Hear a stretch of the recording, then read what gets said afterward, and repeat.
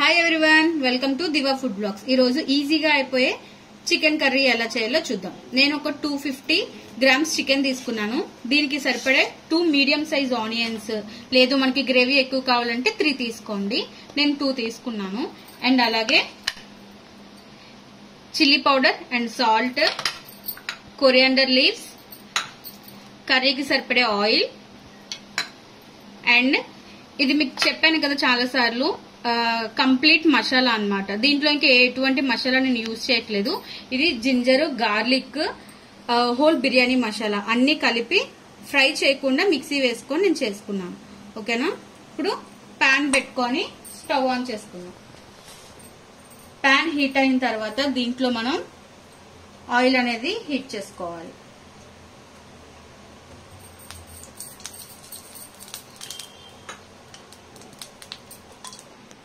Oil heat అయిన వెంటనే మనం ఆనియన్స్ ని ఫ్రై చేసుకుందాం. ఆనియన్స్ మంచిగా ఫ్రై చేసుకోవాలి. ఇది ఒక 2 మినిట్స్ వరకు ఆనియన్స్ ని మనం ఫ్రై చేసుకొని లిడ్ పెట్టి క్లోజ్ చేసుకుని మగ్గనిద్దాం. లిడ్ పెట్టి క్లోజ్ చేసుకుంటే ఆనియన్స్ అనేది స్మూత్ గా అవుతాయి, స్మూత్ గా అయ్యి ఫ్రై అవుతాయి. ఆ ఆనియన్ చాలా టేస్ట్ గా ఉంటుంది. సో ఇప్పుడు మనం లిడ్ పెట్టి క్లోజ్ చేసుకుందాం.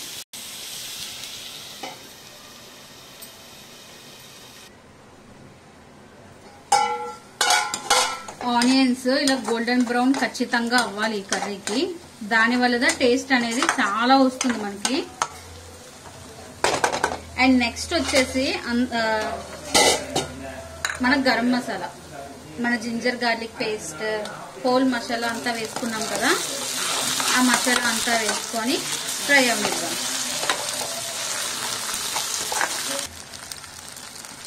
మసాలా అనేది ఫ్రై అయిపోయింది. ఇప్పుడు దీంట్లోనే మనం సాల్ట్, చిల్లీ పౌడర్ అనేది యాడ్ చేస్తాం. ఇది చాలా ఫాస్ట్ గా అయిపోతుంది కర్రీ.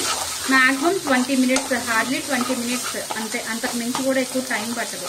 చాలా ఈజీగా అయిపోతుంది. అండ్ టేస్ట్ పరంగా కూడా చాలా బాగుంటుంది. బ్యాచిలర్స్ చాలా ఈజీగా చేసేసుకోవచ్చు దీన్ని. కారం అండ్ సాల్ట్ కూడా ఫ్రై అయింది కదా మంచిగా. ఇప్పుడు చికెన్ అనేది వేసుకుందాం.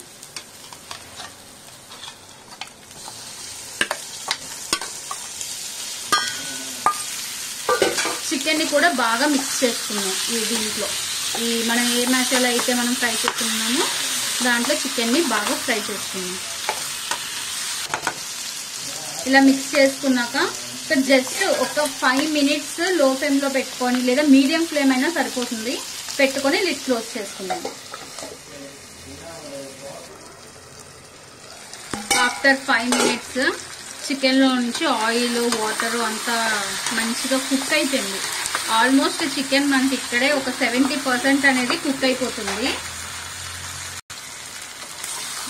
ఇది మంచిగా ఇట్లా కలుపుకొని మన గ్రేవీకి ఎంత అయితే వాటర్ పడుతుందో అంత వాటర్ కూడా మనం దీంట్లో వేసుకున్నాం. ఇప్పుడు నేను ఒక 250 ml వాటర్ పోసుకున్నాను. ఇప్పుడు ఈ గ్రేవీలోని మీడియం ఫ్లేమ్ లో పెట్టుకొని మంచిగా వాటర్ అంతా ఎవాపరేట్ అయ్యి మనకి ఎంత కన్సిస్టెన్సీ ఆఫ్ గ్రేవీ కావాలి అనేది చూసుకొని మనం ఆఫ్ చేసుకుందాం స్టవ్. దీన్ని మనం లిడ్ పెట్టి క్లోజ్ చేసుకుందాం. మన కర్రీ ఆల్మోస్ట్ కదండి అయిపోయింది. నాకు ఈ మాత్రం గ్రేవీ కావాలి. సో నేను స్టవ్ అనేది ఆఫ్ చేసుకుంటున్నాను. సాల్ట్ సరిపోయిందా లేదా అనేది చెక్ చేసుకోండి. మన ఫైనల్ ఇంగ్రీడియంట్ కొత్తిమీర అనేది వేసేసుకున్నాం. Tasty chicken curry ready. వేడివేడి రైస్ లో కానీ, కోకోనట్ రైస్ లో కానీ, పలావ్ లో కానీ, వెజ్ బిర్యానీలో కానీ, చపాతీలో కానీ, ఈవెన్ పూరి, ఇడ్లీలో కూడా చాలా టేస్టీగా ఉంటుంది. Thanks for watching. Please do like, share and subscribe my channel.